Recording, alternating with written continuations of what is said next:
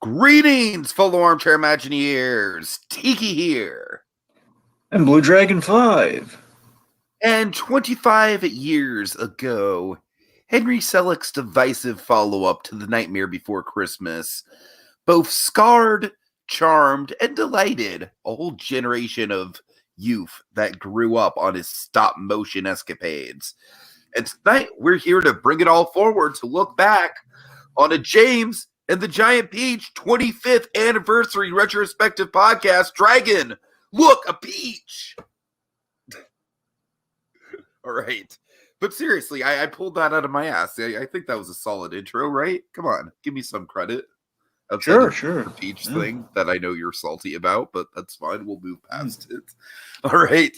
So, Dragon, you know what? I'm going to give you the floor first, sir, because I am sure that my thesis is going to get... We're going to go down a little bit of a rabbit hole with my thesis. So before we do that, I'm going to give you the floor to do what we're here to do in the first place, which is, of course, honor and celebrate this movie. That is, my God, Dragon, it's old enough to rent a car, I think. Oh, yeah. So, yeah, this is a very nostalgic film for me, for sure. I got a big old soft spot for it, you know, and God help me, I do. I've got a soft spot for the Giant Soft Peach movie, if you will. I had this was very much not the initial. I don't think it's the initial exposure to either, stop motion or roll doll, given Willy Wonka and the Chocolate Factory or like Nightmare Before Christmas. But it's it's pretty up there in terms. Again, it was one of the. It was like here's the other way. Here's how other people do it. This is like how we take another stab at those kinds of stories. It's kind of a. I mean, nostalgically, it's kind of the weird analogy I have is this is kind of like a combination of, for the time, like a little Bug's Life, maybe like a little light splash of Toy Story, just given the Randy Newman of it all, but that could also bleed into the Bug's Life. There's a little bit of the Muppet movie with the road aspect, obviously some stop motion with Nightmare Before Christmas, and honestly, there's a lot of Page Master in it for me. Oh, I can see the Page Master for sure. Yeah. So it's like it takes all those like kind of iconic, kind of nostalgic things for me, and it kind of reconfigures them into Henry Selick's second feature. And I mean, in terms of an actual thesis, I'd say the film I feel captures a whimsy of a children's story, like much of the Roald Dahl adaptations. For the most part, it kind of captures at least kind of that whimsy. My God, like it bleeds like like a children's story on the big screen, even though it's going to veer off in some cases some scary directions. Especially it's definitely got some Bluth upside to it in terms of the childhood trauma department. Yeah, look, certainly not perfect. Act 1's really rough. Let's be honest. It is. But, oh dear God. Yeah. But here's the thing, and rewatching it definitely affirmed this. A way I've always felt. I just never really kind of thought of like how it exactly breaks down. Like if you kind of split things up, is that it really becomes a sweet and simple kind of adventure in New York with this unusual. Through this very unusual means of conveyance, mind you, but with I felt a really charming cast of characters, and it's something I feel kind of got lost in the sands of time because obviously it's overshadowed by its stop motion precursor, of course. I feel like it's overshadowed by both Nightmare and Toy Story because like it's got, because it came out the year after Toy Story, so it's Randy Newman's follow up, so it's in the shadow of a lot of stuff. Absolutely. It's just, but here's the thing, though. I kind of noticed, even though it's a little lost in the shuffle and a little overshadowed, when people bring it up, I think there's a recognition at play. It's like, you don't forget that Giant Peach movie, at least like in passing. It's like, oh yeah, James and the Giant Peach. Like, because I know it's like obviously the children's story, but even beyond, there's kind of a recognition of like, oh yeah, James and the Giant Peach. So I think that's kind of a testament to the stay power, even though it's kind of a little glossed over. All right. So first of all, Dragon, I've got to do a plug for something that is not officially affiliated with the channel, but gosh darn it, I'd love it if it were. You mentioned, adventure to New York City with a children's book aesthetic and lovable characters. Arlo, the alligator boy, baby.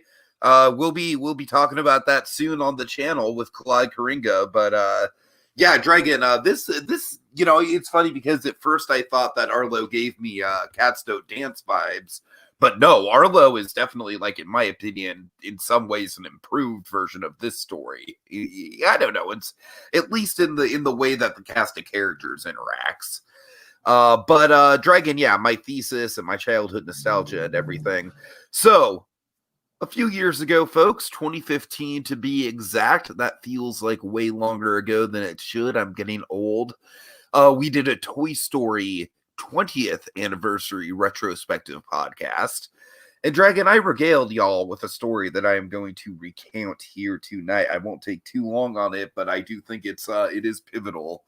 So, Dragon, I was apprehensive going into Toy Story, going into the movie theater. It was only my second movie theater experience as a kid.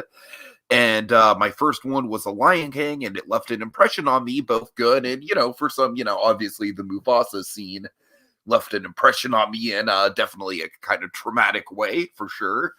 And James and the Giant Peach had a trailer with a very offbeat line that just was the ants. And Dragon, in retrospect, I very much acknowledge that it's the creepy design of the ants and how aggressive they are just in general that scared me. But for some reason, the look of Peach, the way that they just say, "Look, a peach," it always stuck with me, and it always made me kind of genuinely terrified of the film.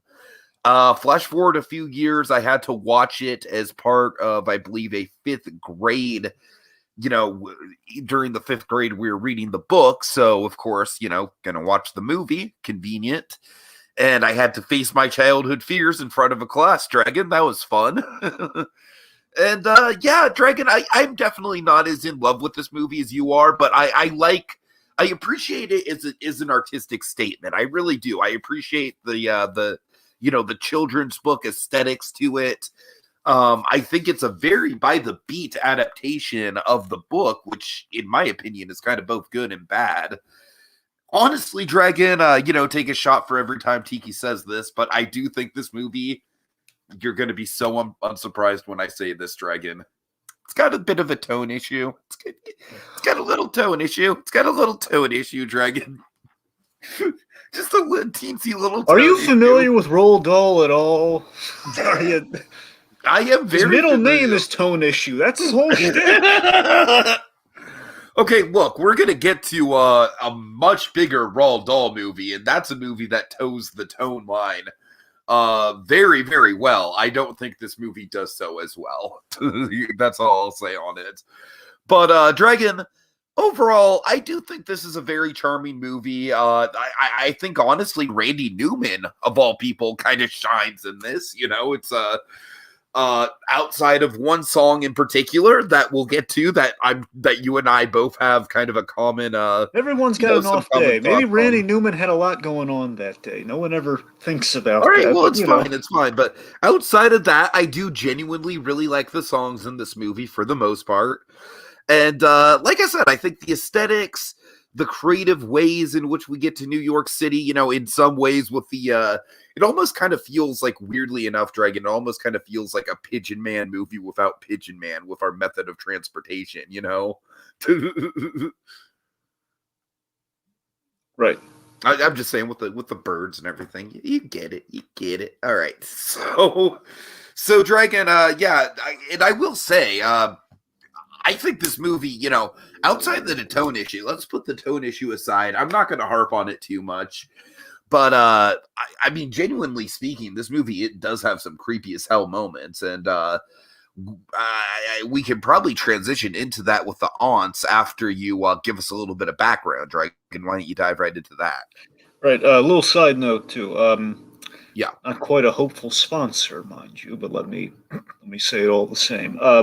Yeah, the VHS tape for this, with my nostalgia, as a primary kind of source of it all too. I mean, you're talking the trailer. I'm talking about, my guys, like that was like within one of the the initial kind of collections of VHS tape. You had the greats, and James and John Peach kind of fit right in there. It's like, oh, That's kind like of funny because Dragon, I feel like this is one of those times where you and I, like, we should embrace this more often. I always tell you this, and you're always a little apprehensive, but just go with it on this one, Dragon, because I feel like this is a rare time where we have the opportunity where it's like we're almost coming at it from exact opposite ends of the spectrum. Whereas, like, I actively avoided this movie as a kid, Dragon. This is one of the few movies from the Disney VHS collection that was adamantly not on my shelf.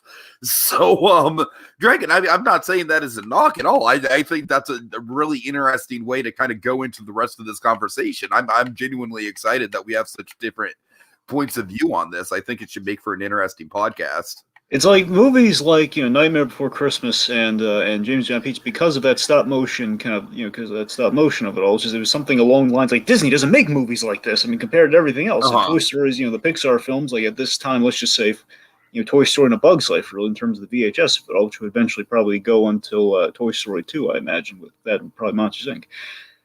Basically, again, as we've kind of gone over various times with kind of our love for the Pixar DVDs, basically Nemo onwards when the DVD shift truly happens. Mm-hmm.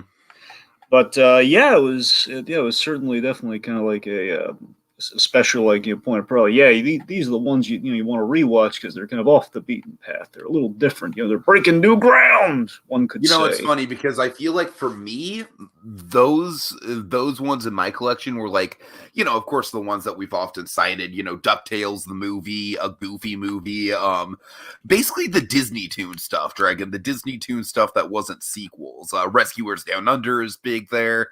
Not Disney Toons, but still kind of a more obscure one. So, yeah, I did have my collection of more obscure ones. I hear what you're saying there. Yeah, folks, gotta remember Disney in the '90s, in kind of that early period of the '90s. I'm not talking the Renaissance. I'm saying while the Renaissance is going on, everywhere, all the other pots that Disney has their fingers into, they're working at max. That they're full steam ahead in like all the different directions we can go with film. Because you have like a Goofy movie, you got Toy Story, you got Nightmare, and other stuff on the horizon. It's. Again, it's probably possibly their most creative period in terms of production. The Mighty Ducks, Dragon. The Mighty Ducks. Well, sure. Yeah. Okay, side note, I watched the Mighty Ducks Game Changers, or at least the episodes we have. Dragon, I really like it. It's got Cobra Kai upside to it. It's not nearly as good as Cobra Kai, but can I just tell you one detail about the Emilio Estevez character, just really quick? If I say no, will it deter you at all? Yes. No. All right, come on. So he's a manager of an ice rink, right? And every day for his lunch, he feeds on leftover giant birthday cakes, like giant novelty, like Wreck-It Ralph and Dora the Explorer birthday cakes. Okay. I think that's super charming, man. I think that was a funny idea. I don't know. Kind of a Johnny Lawrence thing. Anyways, back to the thing at hand. I'm sorry. Okay, so background, not a lot, but just a little stuff to get in there. So obviously, in post Nightmare Before Christmas, Disney wants to capitalize on the success. So luckily, around this time, they bought the rights to the Roald Dahl book, James and Giant Peach, to take their first stab at adapting a Roald Dahl work. So let's see. So Henry Sellick, he wanted to do it's really interesting. So Henry Sellick, again, he's very raring to go with kind of the medium of stop motion. So he's thinking big pictures. Like, hey guys, you wouldn't have Leica without that man. That is absolutely correct. So in that line of thinking, he's like, hey guys, let's just do the entire movie in stop motion. And then they kind of bring up, well, good idea, but we need some live action because we don't have enough money to do the whole movie in live in stop motion. Oh man! So according to them, it was a budgetary thing. So then basically in kind of the compromise going on here. So then it's like he kind of haggles like this. He said, all right, okay, let me ask you this: can we do kind of like an Alice Comedies thing where the kid is in live action? Mm-hmm. But, he's amongst the stop motion characters. Like, again, might be a little too cutting edge for the time. We can't quite. We've seen it done ages ago, and it was still kind of in the experimental stage. I don't know if we're going to be able to do it. Kind of in stop motion, have it look good for kind of where we're at now. Yeah. So they kind of shoot that one down too. So basically, it kind of ends up being why we have kind of Act 1 and most of Act 3 in live action. Well, Act 3 I can absolutely get behind. In Act 3, they kind of do some of that blending of stop motion and live action in Dragon. I honestly forgot how much of that they do, and it looks great. I think it really holds up. But Act 1, I mean, buddy, transition us when we can, because I'm chomping at the bits. Right. Of course, not a big surprise. We got some Randy Newman music. My name is James. God. So really, the only last thing I'm going to bring up here really is that sadly this did not make its money back at the box office, but oddly enough, the critics loved it. Really? I didn't know it From was a what I had, critical darling. well, from what I found, kind of a cursory search, it seems like people really liked it. I don't know. I Uh-huh. assume at the time as well, but at the very least, there. I don't know if it was a cult thing, but people really responded to the film. All I know is it's not that like it flopped.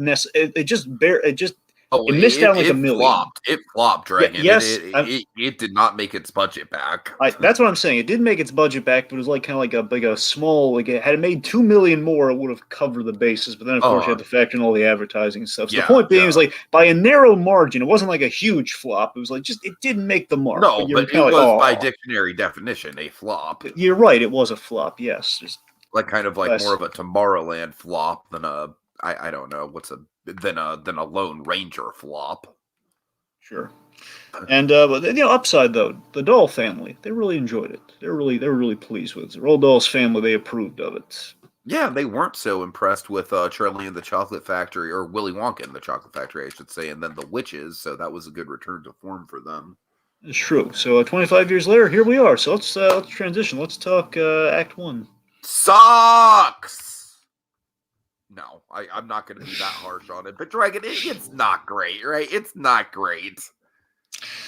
I'd say with you're right. No, it's really not great. But Oddly there's enough, like the element of it that terrified me as a little kid is like by far my favorite element of it now, and that's the aunts. And honestly, I still think they're terrifying, but they're like the one point of interest to me that's like, ooh, that a thing is happening that's interesting on screen.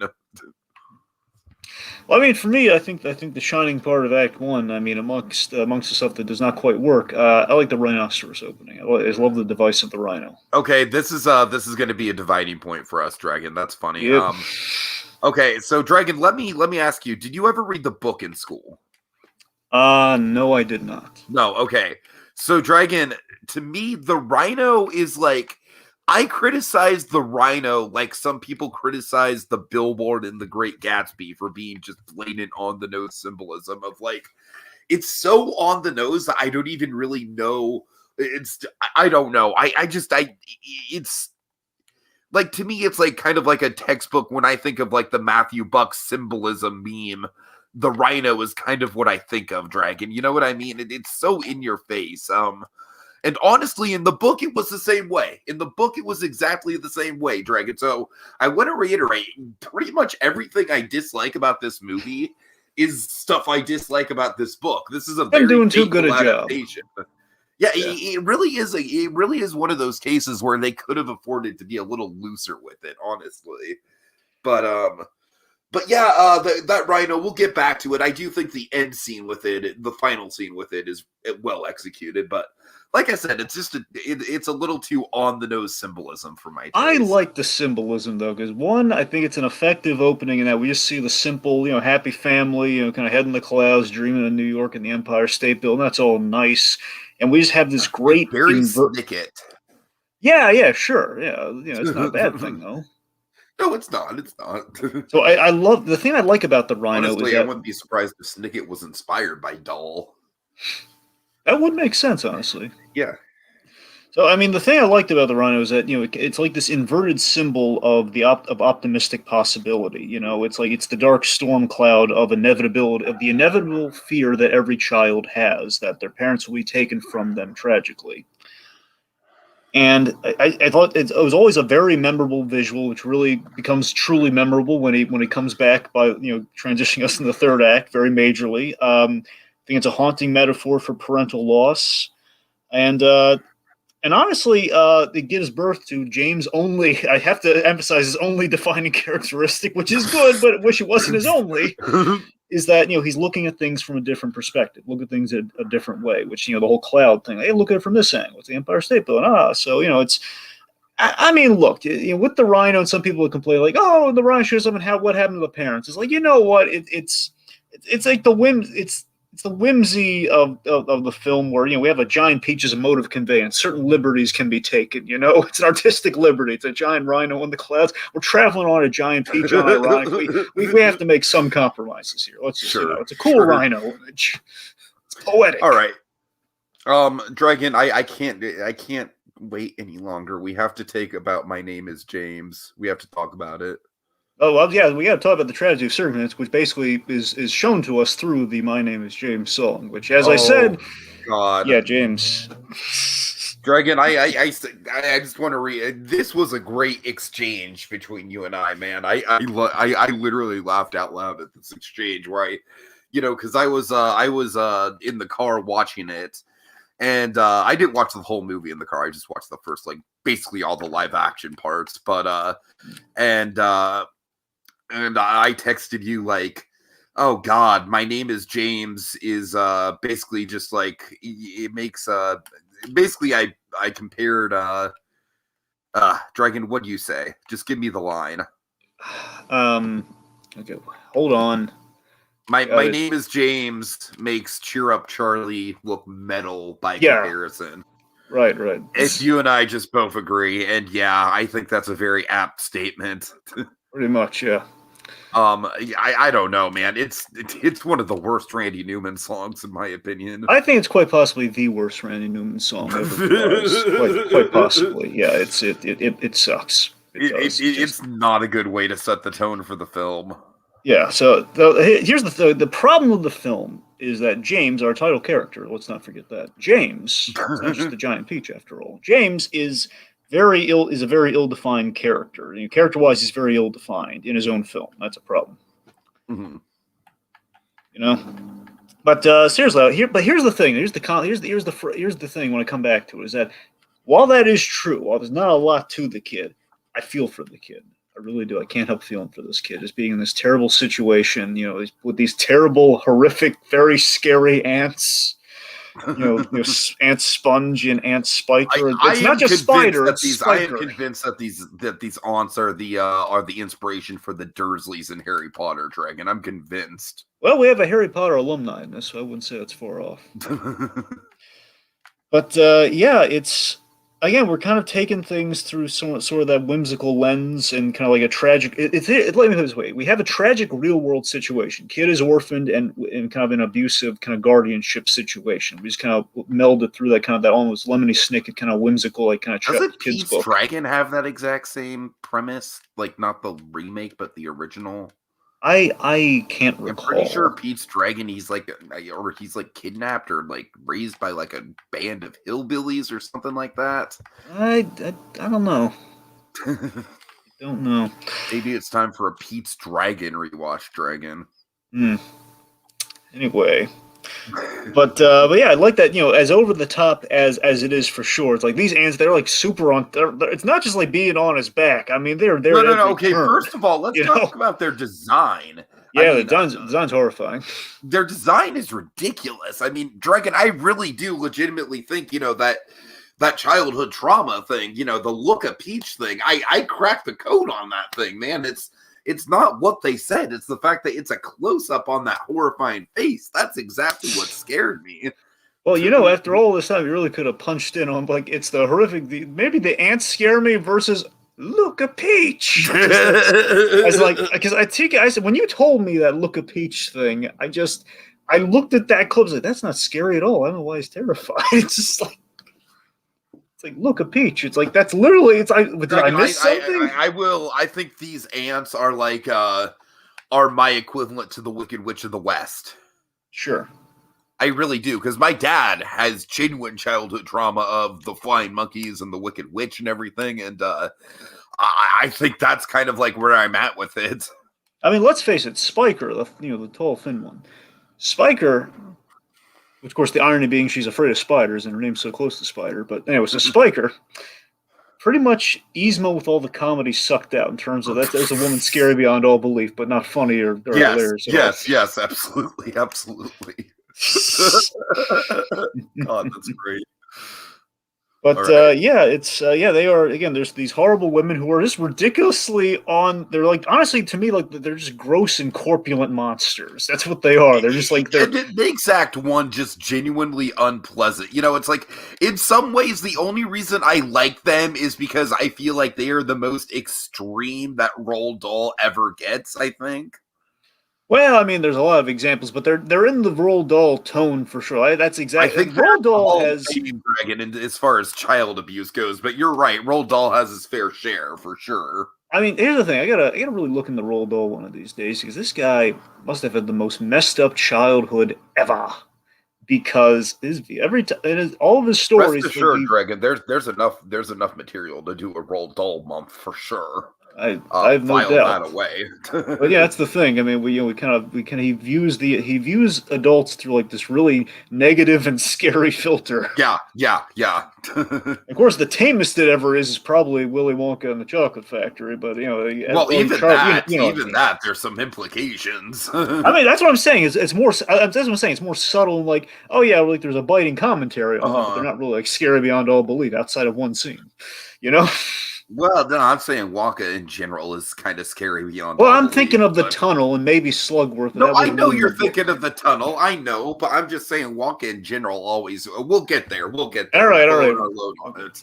But yeah, so anyway, so these the ants. I mean, they're feeding them tuna fish heads. Like these ants are horrible people. The gross. They're gross. I don't like them. Polly D. They're gross. I'm sorry. I don't know where that came from. I don't know where it came from. Well, yeah, seriously. I mean, you would agree that just Yeah, yeah, yeah. you feel sorry for the kid living with these monsters. But when he starts to sing Dragon, I'm kind of like, all right, kid. All right. We all got our problems.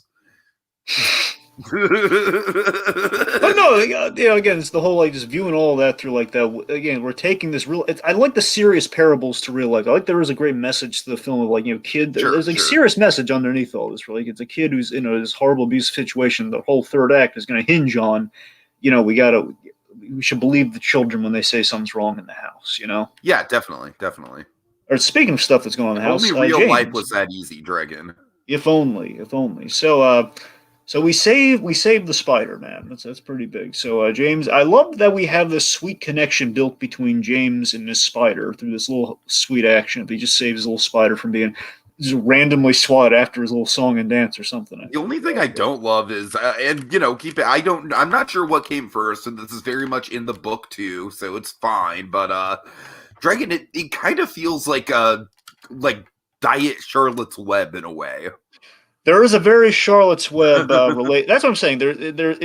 This forges that maternal almost Charlotte's Web I relationship want for to say sure. Charlotte's. No, I'm gonna look that up. I want to say Charlotte's Web came first, but I'm not Well, the sure. book wasn't the book written in the '60s though. Google ahoy! Anyways, Anyway, but yeah, seriously, I like the idea of bonding him through like this simple, kind gesture, and that kind of like is reciprocated through the spider very nicely throughout the course of the film. Like it's kind of the oldest bond. I like that in some cases an incidental bond, like her and I think technically the grasshopper, even though it's kind of speculated about the grasshopper. But Mhm. it's it's really nice. So anyway, so him saving the spider leads him kind of leads to his destiny via the narrator, also Mr. Plot Device Magic Man, the Magic Man with the magic crocodile tongues. You recognize this guy, didn't you?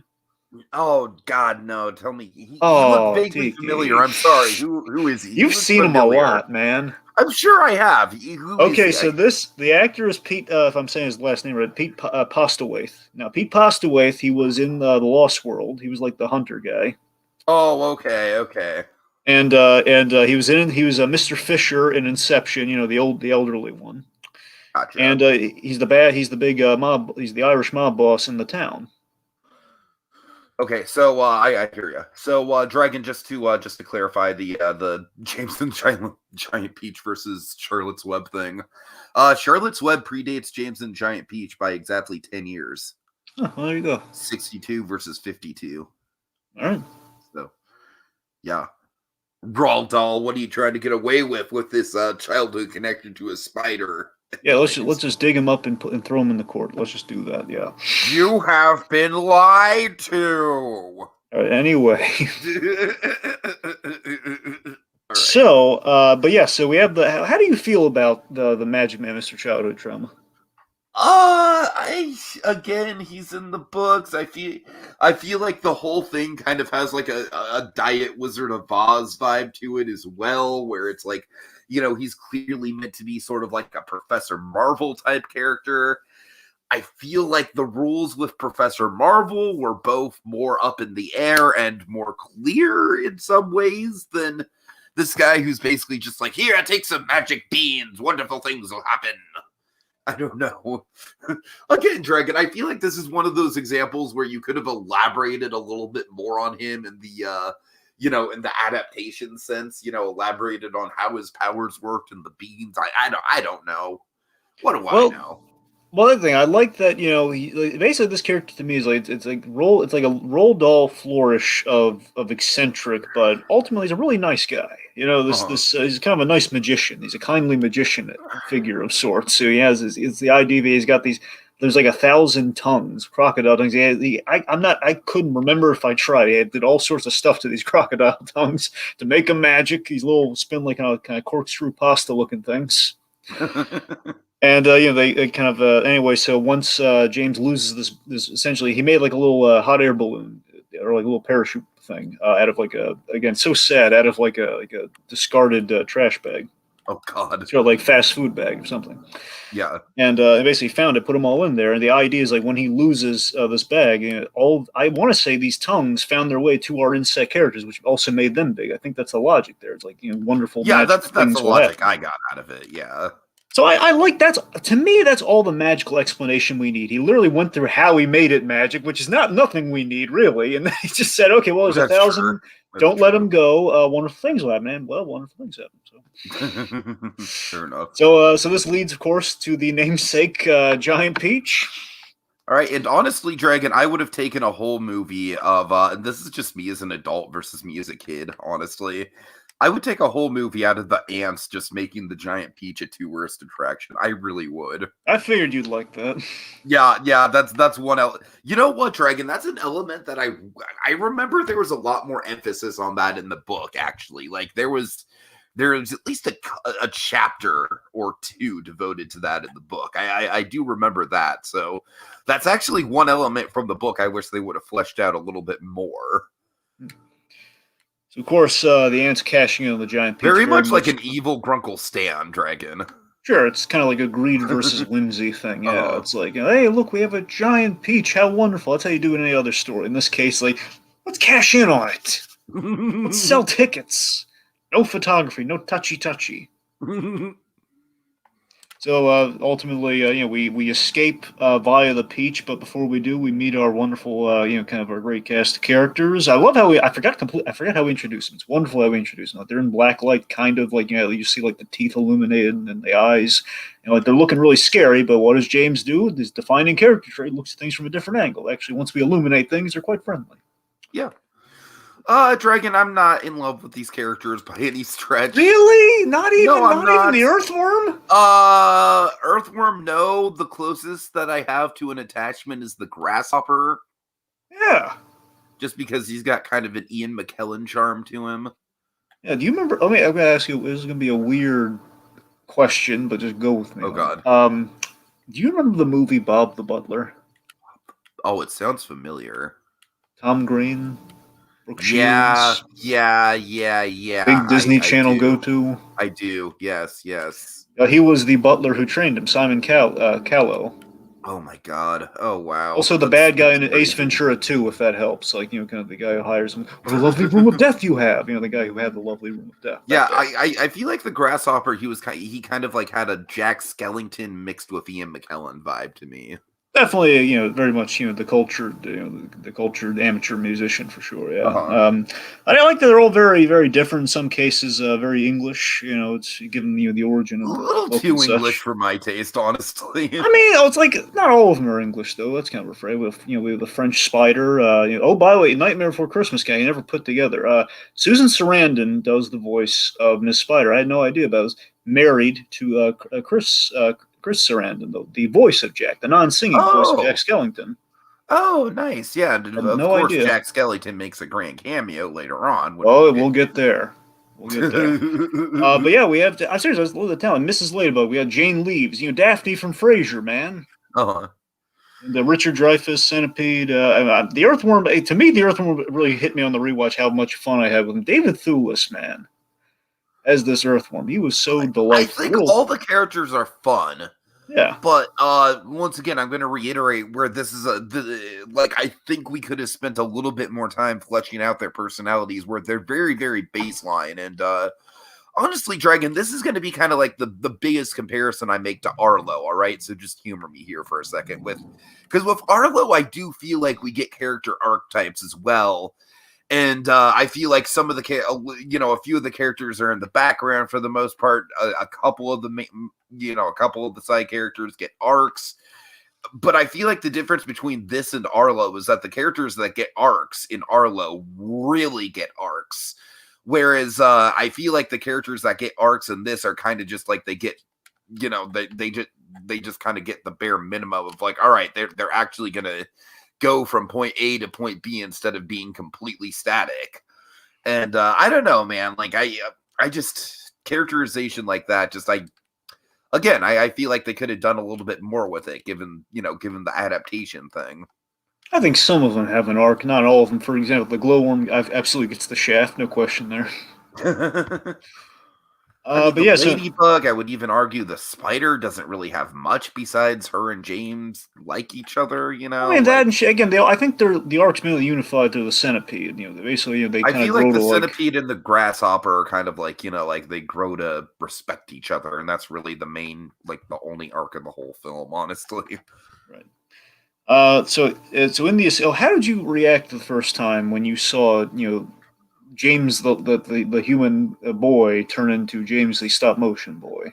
I did think it's a clever trick, Dragon, and that is another reason why I pull out the Wizard of Oz comparison. Honestly, it's it's a good transitioning point. We're not in Kansas anymore. Yes, Totally. I always loved. I Yeah, don't go on. think the grand reveal of like the "we're not in Kansas anymore" moment of instead of like the giant rainbow filled Wonderland, we have like dingy, gross inside of a peach. I mean, I get there's nothing you can do about that. It's a story, but generally speaking, Dragon, let's talk about this. Like the peach location just is a set piece in general. It's creative with how they, handle it. But by the same point, I feel like just aesthetically, it's a little bit drab and a little repetitive. Well, I would argue I love that we keep changing up the peach as we go along. I like how we kind of retrofit the peach. For example, as the transition is here in how we escape. I love that as the peach is rolling away and everything. It right before it hits the ocean, it rolls up on this fence, which kind of turns into this walkway around the peach. I always love that design idea. I thought it's great. So anyways, let's just use that as a transition point to Act Two. Talk about the peach. So I'm not sure if that design was in the book too. I think that might be one of the few things that was added. It's a great idea, very Saturn-like. I dig it. Yeah. So Act Two very much is like now we're in full stop motion country, if you will. We are in Kansas. We're not in Kansas at all now. I love that. Like the peach. We can't stop here. This is stop motion country. Right. That's what I'm saying. I like that. It's more like an exterior way we really retrofit the peach, and that it's like okay, so it's by sea to like how it's by air, and then ultimately it's going to by Empire State Building. Yeah. And I don't know, the interior. I mean, we kind of we take away from when we're eating from it. So in doing so, we kind of like I'll admit it. You're absolutely. It's a buy. It's a buy of like how much we can do inside that peach. Because I'm wondering. Wait a minute. I think years later, I think I finally cracked the code. I think the idea is some time has passed since the peach has grown. They turned into a tourist attraction. So at night they're sneaking out and they're putting stuff in there. I still don't buy that we have like a giant drain pipe on the inside, but I think everything else. It's weird, yeah. Because there's some elements that are small and big. I mean, it's a cute idea design wise, though. But it's like I'll give it a pass. It's really we don't care. I hate to it's say cool, it, but it kind of reminds me of Cats 2019 with how that movie handles. Oh, how dare you? That is not That is not as nearly as egregious as Cats. All right, in their scaling I'm not saying issues. The visual effects are as egregious as Cats. No, I mean the scaling is everything's in scale. I'm questioning the logic of how we get there. All right, it's fair enough. Fair enough. All right, so let's talk about probably my favorite part of the Peach by Sea. Ooh, all right, yeah, with the mechanical shark. I love the mechanical shark Huh. sequence so much. Right, that's interesting because out of the Act Two stuff, for me, it's not like I don't dislike it, but it's probably the thing that jumps out to me the least. So, Dragon, we're just having like opposite opinions on this. I like it.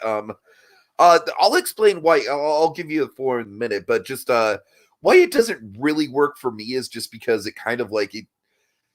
I don't know. I feel like it's the one action piece where I don't really understand the symbolism of it, and it's also the outside of the symbolic stuff with the rhino and the nightmare of it all. It's the one action set piece that doesn't have Jack Skellington in it. So honestly, Dragon, that's really it. It doesn't have the rhino and it doesn't have Jack Skellington. So that's literally the only reason why, by default, it's at the bottom of my Act Two stuff. But it's still a really good sequence. Yeah, I just think it's an awesome set piece. It's just this great idea of I look. I know it doesn't make sense, but it's awesome. It's like one of those where I mean, it's just that's this. another thing. It's like I didn't even want to bring it up because, yeah, it's a kid's book, but yeah, it doesn't make sense. It didn't make sense in the book. It doesn't make sense I'm in here. full agreement. Makes no sense, but that doesn't make the way they have adapted it here in stop motion Right, awesome. right. It is. It's It like is. It is I very mean, I'm cool. not just talking about the fact that there's a shark. Cool. It's that no. It's that we have this. It's that I love the tension and the It's kind of construction like of a this sequence. predecessor to how they would design the creatures in, like the Leviathan in Atlantis. Sure, sure. A little tease for something we're also going to get to. Yes, yes, and that's what I'm saying. I just love that the construction of the sequence as a whole here. Where okay, so after we've done a little meet and greet and everything, we've had our song about "That's the Life for Me," which is nice. We're unifying the destination of let's go to New York, man. It has everything we're looking for. Get concert halls for the Grasshopper, Central Park for the Ladybug, Subway for the Earthworm, nightclubs for the Spider, and the Empire State Building for the Boys. It was a win-win. So that's great. So we have like our destination set and everything. Just the minute everything's kind of going great, we're just thinking, okay, well, we should eventually get out of the ocean. How are we going to get from point A to point B? Well, we're gonna get some seagulls, man. We're gonna go up with this puppy. So of course, like how do we speed up the process? Well, we got to have an obstacle. And that obstacle, of course, is random giant mechanical shark that in stop motion is animated so wonderfully. And again, the fact that it's mechanical makes it even cooler because it I just mean, has this thing really is like credit where credit's due, man.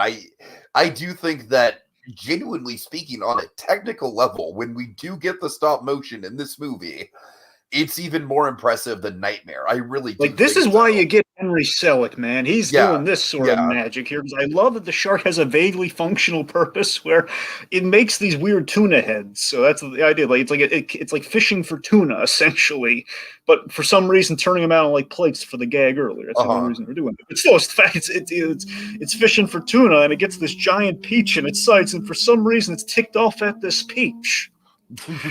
And and just the huh. tension in the attack. As I'm saying, I just love how exciting and fun the sequences where we're trying to capture the seagulls. We got to speed up the process using the earthworm. This is why I love the earthworm on the rewatch because David Thewlis is just hilarious as like we're like almost it's a little vaguely Rex like I guess if I were to use the comparison, a little Rex like from Toy Story, and then we have like the very timid blind character in this case, Uh-huh. or it's just like my sister was eaten by all sorts of different birds and stuff like eagles and pigeons. And it's just like, hey, it's lunchtime. It's these conflicting personalities working so well in this chaotic sequence. I just find that hilarious. And then we just have this tension of, oh God, the shark's going to get him. And we use the sequence to show James's leadership capabilities. We're giving the shark extra cool things like in shoot like mini sharks to cut the lines of the seagulls they just capture. We're using the grasshopper to save the lines. Everyone's getting something to do. And of course, how does the sequence get any better? Well, I'll tell you. The centipede, man. The centipede falls down like the grappling line. He's about to be eaten by the shark with like rows and rows of mechanical spinning teeth. It's like a garbage disposal with on the industrial level, and the spider doesn't even know it. She's about to send him to his death, and it's like it's a Randy Newman's music is stellar in this sequence, and the way if it couldn't get any cooler, the way we killed this thing is amazing. The metal grappling line is basically flung back and it gets caught on the teeth. So as the teeth is doing the mechanical motion, the teeth are just flying off. It's like a jet engine blowing up. It's like a jet engine with fins. It's awesome. Love it. All right, all right.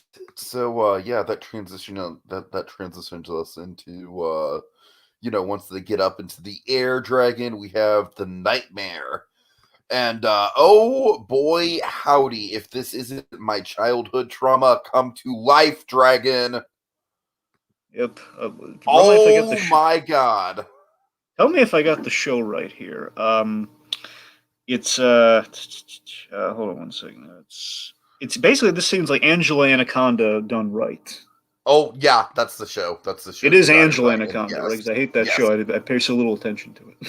So, My name is Angela. Hey, hello. Welcome to my very first but this is show. like Henry Selick said, "Okay, I'm going to take that crap. If you had like a time machine and said, like, I'm going to take that crappy style and show you how to do that right and Right, effectively. right. This is it." With already horrifying honest characters and just amplifying them stylistically. Are you kidding me? Are you And kidding then me I right love now? that we literalize all the abusive words they throw at this kid. Like he actually Yeah. is like a worm. And I like that he's an insect like his pals, which again, it's kind of like it's like in the Okay. abusive relationship, he's taking the insult and repurposing it to a positive. I'm gonna have to call out a movie, Dragon. We missed the 20th anniversary of this. It was back in February, but it's another Sellick movie. You know it. You hate it. Monkey Bone. Dragon, that movie, I dislike Monkey Bone like most people. I think it's a mess. But it has terrifying nightmare sequences, Dragon. It really genuinely does. That's the one thing that sticks out to me about Monkey Bone. Not oldie nightmare sequences, Dragon, but coma nightmares. Coma nightmares. I mean, oh my god, some of the imagery in that is really effed up, and I feel like I don't know, I just feel like Henry Selick in general with the nightmare imagery. I'm sure there's some great nightmares in Coraline as well. Well, yeah, we have button-eyed people, Tiki, Yeah, exactly, exactly. So and other right. mother. Don't get me started. But yeah, it's so honestly, the other thing too, like the nightmare, of course, very it's kind of, the nightmare, of course, is also it's a little bit of a foreshadow to the crushed car image that you're going to have later. If like the ants are kind of coming to get him, Mm-hmm. and I love the rhino being the rhino is teased up in each act. I really like that choice that we're kind of building up the rhino, finding him in a sense, and that like the rhino is like a little can of bug spray for the bug that he is in the stream. So that's it's quite an intimidating way of kind of building him up. One last thing with the air saves before we transition to kind of the other kind of when we get to the Jack Skellington of it all. Let's say. Yes, yes. I love the delightful realization. One, we have like a very up-like image of them just kind of flying with the birds and everything, as I kind of alluded to earlier. But I love the delightful realization that hey, we're not going to starve. It's a giant peach. Right, right. So we have this fun scene. Now you and I, we're suckers for good food animation. What did you think about this Oh sequence, no. Oh, man? don't Come ask me. on. Don't ask me. Don't ask me. No. I don't like No. peaches. I don't like No. peaches. I'm Really? sorry, Dragon. Peaches have always. I don't even like peach tea, and I'm a big tea. I'm a big tea guy, and I don't Well, like even if peach you don't tea. like the peach, what the animation on the peach, though? I, it looks like pumpkin to me. It looks slimy. I don't like it. I'm sorry. Oh. Oh wow. I'm sorry. Look, by all accounts, you can like it just fine, Dragon. I'm not trying to kill your vibe, Well, let bro. me ask you about this, okay? The peach, notwithstanding, the hallucinations of the other insect characters turning into food, like the old cartoon cliche of like I'm getting really hungry, I'm picturing my counterpart as food. Uh-huh. That's Yeah, pretty that's good, all right? fun. Sure, sure. Yes, I like But like Dragon, the can I animation. just point That's out it's literally like you have insects with bare feet stomping around and the stuff they're about to he eat. had shoes on. Did he have shoes? Yeah, he had Well, shoes well, on. Yeah. still, we don't know where those shoes have been. Well, the point being, I like how he kind of animates into like a beverage as well as just like all like doing really cool things in terms of So food I do like how animation. they use it in different ways. Like I Yeah. said, Dragon, I'm just like I peach. Honestly, Dragon, it's an aftertaste thing with me. Well, you don't It have to really eat is. it. I'm just asking if you appreciate it, Mr. Foodie. I'm saying, as a foodie, if I don't like the thing that is being depicted, I'm not going to find it appetizing, Dragon. Anyway, okay. Oh yeah, the point being, we're doing some kind of fun stuff while we're going in the air and we're bonding the people together, which then leads to kind of we got a problem while we're in midair here as we learn the centipede. He was all bravado. It was all bravado because he was basically rooming in a National Geographic magazine, which is really hilarious when you think about it. That's why he thought he knew everything. So now they're lost at sea in the cold part. Yep. Not good. So I thought we had some great pathos on the centipede, feeling bad about letting, especially James, like sticking up for him, like, sure he knows what he's doing. And of course, like, oh no, he doesn't. Mm-hmm. So this leads him to try to redeem It's a himself. little bit of pathos, but I mean, it's Dragon. It's not much. I mean, it's you're right. It's there, but like I said, it's like compared to other animated things that have similar premises, I feel like there's more meat, but I don't know. And so we're kind of like playing by Pinocchio rules as we go underwater to get a new compass. Well, to get a compass, period. Totally. And who do we meet while we're down there? Oh God, Dragon, tell him. So, folks, technically, no joke, we meet Captain Jack Skellington. Yeah, this. The funny thing about this, Dragon, is that as a kid, I don't remember. I always knew it was there. My sister told me about it, but I didn't realize that A, he was on screen for that long, and B, that it was so uncanny. Like, there's no question. It's like it's not a design that looks like Jack. No, it is by all. No, I'm telling you, Tika, they Jack. used Jack Skellington heads on this. No, I believe you. I obviously see that. Yeah. So now also he says Skellington, not skeleton. So Dragon, in my head canon, Jack Skellington was Captain Jack Sparrow. Oh, come on. If he were sober. In his mortal life. Right. Anyway, I love this is the sequence where he's blacklight, kind of like we did in Nightmare Before Christmas. This is a really cool sequence. It's like, here's the thing, I'll look at it this way. As a kid, I didn't like this sequence. But now I have a great appreciation for the swashbuckling nature of it. This is like a cool sequence. It's my favorite scene in the film, I think. And not just because of the Jack, but the Jack does help. But it's my favorite scene, like you said, because of the lighting, because of the high adventure of it all, the creepy, moody atmosphere. I mean, we're torturing the centipede. We're about to the tension too, of like, he's about to cut my head off. He's about to cut me in half. Right. Yeah, I think this is like the high point of the film as far as the adventure and the tension goes. Certainly. And I like that ultimately, the centipede, he kind of goes for a big self-sacrificial move by this. He gets them the compass. He's going to stay behind, and the spider's about to jump in after him. But he swashbuckled his way out of there. Yay, centipede! And he earns the respect everywhere, especially the grasshopper, because he was really letting them have it for lying about knowing what he was doing, and they became besties. It was nice. So after we have this little charming scene of the grasshopper playing the violin, which again is a really sweet idea that in James's darkest moments, this grasshopper may have been kind of trying to serenade him with some music. It's kind of nice. Yeah. Assuming I'm pretty sure they're saying that was him too, like he was just in the room. Like grasshoppers get around, I don't know. But so they're the big moment. Well, is it the bop of a Randy Newman song, or is there a moment before it? Well, no, you're right. The Randy Newman song comes before it. You want to? I was gonna glad. Let's talk about it. Sure. Yeah, the bop of a Randy Newman song, Dragon. This is the song from this movie that they put on Disney sing-along compilations, and for good reason, I think. This was good. The whole family song. It was nice. I think it's got a good beat to it, Dragon. It's no friendly. It's no.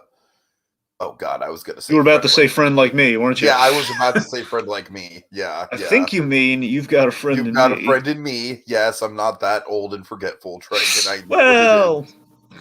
But it's no that. But it is very good. It is very catchy.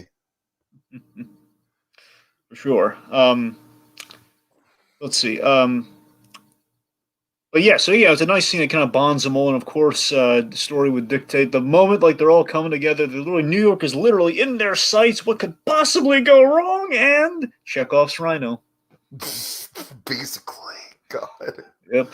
The Dragon, you know Rhino what annoyed me returns. so much about the Rhino as a kid is that in school we had to like literally like write essays about the symbolism of the Rhino, and the teacher was really trying to hammer home. And even like as a 10-year-old, I was like, I get it. The Rhino represents his parents and the loss. I get it. Like, how much do you have to hammer this in? But it was But dramatically really well done okay, in here. all seriousness, no, this is a very good scene in the movie for sure. One of the best. There's a thing on the rewatch that really got me with this I hadn't before. It was really like engrossing to me. Yeah.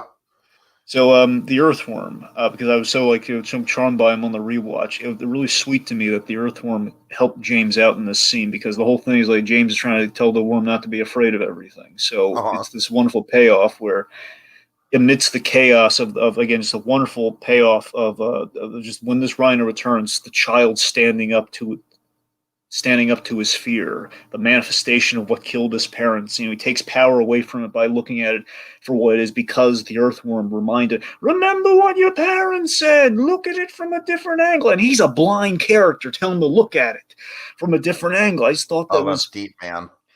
and it's the fact that, again, James told him not to be afraid, and the earthworms, I just love that. I just thought that was a really kind of sweet little. It's a subtle payoff, but I love that it's there, and that kind of gives James the reminder and the courage that no, he's just a cloud. Tell him he's a cloud.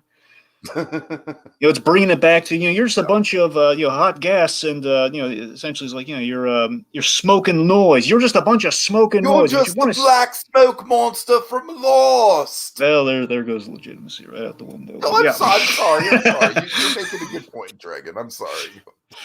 I saw an opening for a joke, Dragon. I apologize. But I love it. It's like just this stupid storm cloud, literally always returning to rain on the happiness and the dreams of this poor kid, and the kid just having that awesome moment. It's like just yelling at him. He's like, it's almost like Zuko asking lightning The to strike heavens. him. Yeah, The yeah. heavens to strike him down. Because they throw everything at me. He's just like this kid's like, I've had enough. I've had it up to here with all this. And just it's such an engrossing, empowering moment of the kids standing up to the forces, the primal forces of nature. And then, of course, what's going to happen? Well, even if it's a storm cloud, you're flying into a freaking storm cloud. Lightning strikes, and also James saved his friend's bacon by telling him to climb onto the seagull lines, which Oh kind of yeah. saved their lives too, which is really nice. So I think it's an excellent way to end Act Two. Just like we've taken away all of James's literal safety nets here. So he's alone. We got to see how much the kid learned from his journey on his own. So that brings us to Act Three. Beautiful New York, formerly the Big Apple, now the Big Peach. So I do like how all the effects kind of come together, like blending live action with, like the forced perspective of the peach on the Empire State Building is really cool, and of course how we blend the puppets with the live action footage. It's all really neat, Dragon. This is some of my favorite stuff in the movie. But yeah, indeed, with the Empire State Building stuff, it's it's a pretty good way to kick things off. Sure, and of course it's a very full circle. We've ended up exactly where we wanted to be, and I gotta tell you, I completely forgot about this. I knew there was like a cop character, but it was a familiar face for me. It was Mike Starr as the cop, as the old. I love the 30s 40s aesthetic for New York, by the way. Kind of give it a nice timeless feel. Mm-hmm. In a sense. But yeah, it was Mike Starr from he was one of the friends in Jersey Girl. That he was in Jersey Girl. He was in Dumb and Dumber. The guy gets killed by the poison, and Ed Wood. So it was really, I don't know. It was kind of nice to see him just kind of as a nice representation of the friendly New Yorker in law enforcement. Oh, it was nice. So basically, it's the opposite of the Arlo, the alligator boy impression of New York, where it's literally just "I'm walking here" stereotypes. I'll give you that. So, big takeaway for Act Three, kind of the big kind of climax, as it were. So this is a big deviation from the book. Ants, if I recall, were killed in the book. They were smushed by the peach. Basically, so the peach Yes. earlier did roll over their car, which still happens, Yes. only goners. Yeah, and I honestly think it should have still happened in the movie, just because they're like extra creepy in the movie. I feel like just from the visual factor, like they're worse in the movie than they are in the book. Yeah, I'm sure Disney drew a line on that. Okay, look, the peach can run over them, but they cannot be dead. Okay. And here's the thing, T. I agree with you in that I would have wanted that because they were such horrible people. But you know what? I like them. I love the message of this of the James standing up to the ants. And again, as I mentioned earlier, it's the whole like we should believe the kids when they're accusing their guardians of such horrible wrongdoing. We got to in these horrible real world situations, little rarely do we have a happy ending like we get here. Unless your name happens to be Mads Mikkelsen in The Hunt. Sure. I'm sorry, Dragon. But yeah, I just think it's like it kind of builds to this aspiring moment of like a child calling out his abusers, despite them No, you're denouncing him and right. saying It he's is a a good kind of liar. Yeah, they're saying, it's a "No, screw the whimsy." yeah, it's a good kind of emotionally cathartic finale instead of like a wham bang finale. Certainly, and we literally string up those monsters. Thanks, and again, like the moment where our inside characters are seen, like that's a thing that as a kid I never saw happen. Man, just seeing. I mean, again, it was way before I saw King Kong. Probably, I mean, it was like before you see like live action interacting with stop motion to their scales. Like, oh my god, I usually think a giant scale, even if there was King Kong. Yeah, I honestly think it looks super good and still holds up really well. Yeah, it's insane and it's awesome. And I know Yeah. like God Monkey Bone probably did it, but this is the way you do it. Oh, Monkey Bone did it. Oh yeah, Yeah. it did. And again, like the ants were trying to kill him with an axe too. Let's not forget Oh, that. I know, dude. Oh, that's another thing. Like beyond the look of Peach thing, the axe factor was like definitely one of the big childhood trauma things.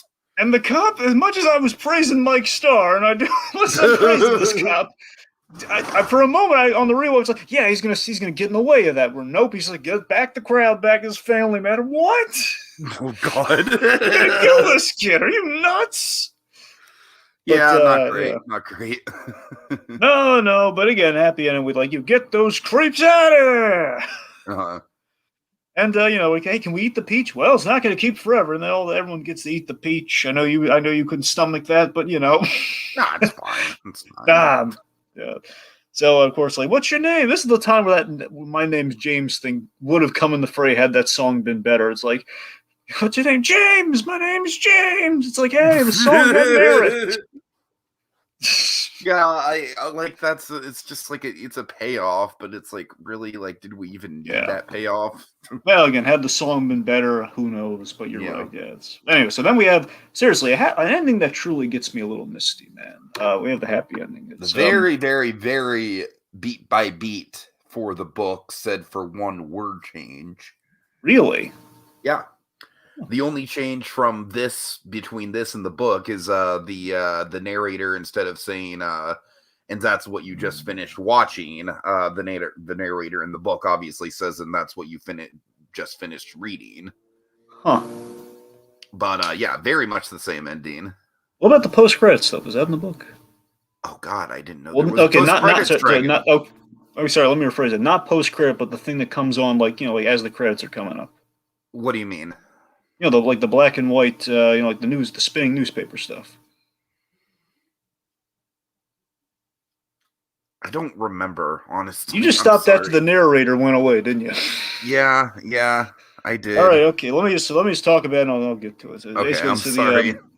So yeah, seriously, it's such a charming idea that they carved out the peach. Now that it was pretty much eaten beyond recognition, they carved the peach pit into a nice little house in Central Park. Oh, that stuff? Yeah, that's what you're talking about? Yeah, that's all. No, I'm getting to the spinning newspaper. This comes before that. Okay, I'm sorry. So I love that, it's a boy, and the boy now has friends and an audience that he's telling this wonderful story to on the regular. And then the spider's raising him, and it's with the little magic man coming in, like putting a button on things. It's just that as an ending, before I get to the credit stuff, is like that I think that's a perfect ending right there. It's just really sweet, and things worked out for the boy. It's just nice.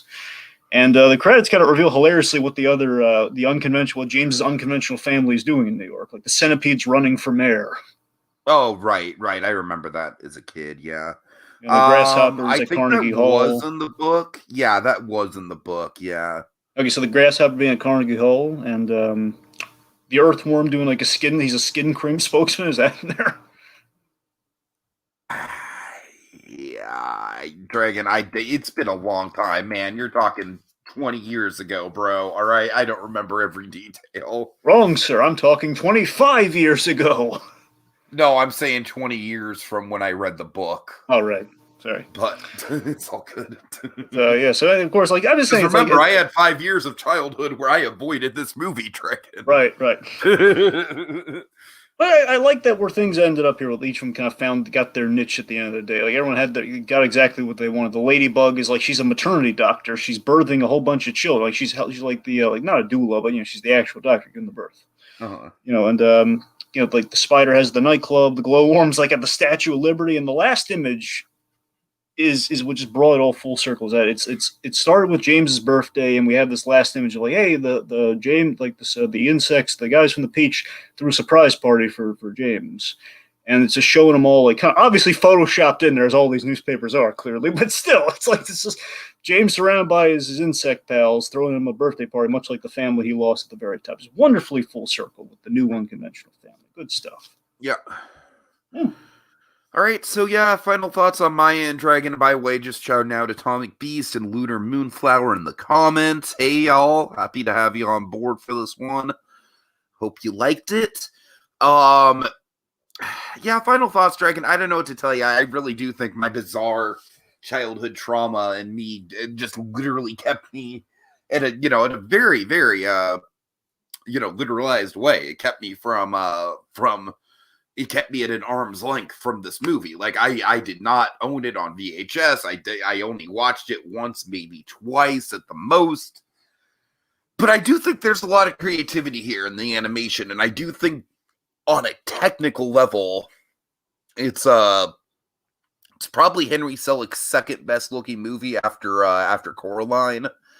And the lighting is fantastic. I think some of the set design, in spite of being repetitive, is really clever. I don't know, Dragon. I'm not a fan of the book as a whole. I don't think it's really not one of my favorite Roald Dahl books. I'm a fan of Roald Dahl in general, but this is kind of like, to me, the material has always been kind of B grade Roald Dahl. But yeah, I don't know. I'm glad you get a lot more out of it than I do, because I want to like it more than I do, Dragon, because of the stop motion and the Henry Selick of it all. I want to like it more than I do, so I'm glad that you get a lot more out of it. Yeah, final thoughts for me. This is a pure story, man. It helped and maybe hindered by the Roald Dahl style for sure. I mean, that's unavoidable when you're adapting Roald Dahl. I mean, sometimes it's a crapshoot. Sometimes we kind of lighten things to kind of mass consumption. Sometimes there's a balance struck. I think there's enough of a balance struck here, but nothing's going to fix that Act One. I mean, I don't know. But look, the film has sequences. I would turn that Act One into like a 5-minute animated prologue. Oh, there you go. But yeah, so look, the film at the end of the day, the film has sequences that still dazzle me. Again, like I'm going gaga over the mechanical shark. It's got some unforgettable imagery like the rhino, and it's a journey a journey in New York 25 years later. Gets me a little misty by the end. Again, I was really caught up in that. I was like, it's been ages since I've rewatched these things. The sequences, like what happens. Like, I need to see it again, but you watch again, all presented there after you get past that Act One. It's like, man, I'm so engrossed in this journey. I'm rooting for this kid, and the kid got everything he wanted. I think, when you do Roald Dahl right, you kind of capture that. You kind of capture that whimsy. You kind of capture that feeling. It makes you feel good inside. Right. Makes you feel peachy, one could say. And we will leave it at that, sir. Have a good night, everyone.